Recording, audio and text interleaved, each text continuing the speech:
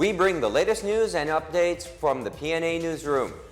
President Ferdinand Marcos Jr. is ready to undertake measures that would help ease inflation.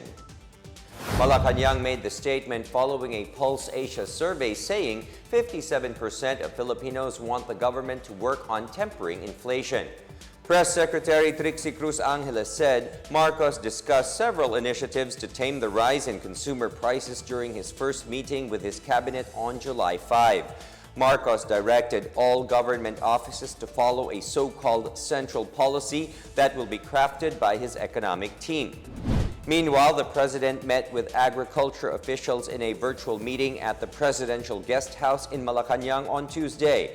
Among their topics include the rice tariffication law, rice and livestock production, and the increase in the production of high-value commercial crops, among others. Marcos temporarily took over as agriculture chief as the country continues to undertake measures to mitigate the impact of a looming food crisis. Staying with food supply issues, the Bureau of Animal Industry, or BAI, hopes to address the ongoing shortage of chicken with the next poultry harvest in July and August. BAI officer in charge, Dr. Reldrin Morales, said the opening up of the economy led to the increase in the demand for poultry supply. Morales said among the challenges faced by broiler producers that led to the shortage are high prices of imported feeds, weather conditions, continuous oil price hikes, and the avian influenza experienced in some parts of the country.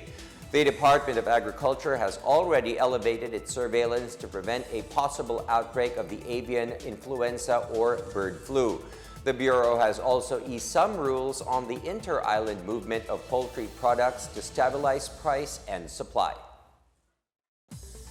President Ferdinand Marcos Jr. is supportive of proposals for a review of the country's education curriculum in order to address the job mismatch experienced by students. Press Secretary Trixie Cruz Angeles said concerns about workers' skills, competencies, and the way the Philippines produces its graduates were raised during the weekly cabinet meeting on Tuesday.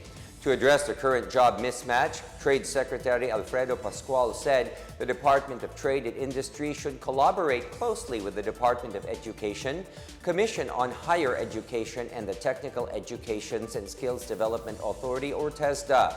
For its part, the DTI is ramping up efforts to help universities develop micro-credentialing systems to catch up with advancements in technology. The DTI Secretary also suggested the need for the Philippines to send Filipino teachers abroad for training.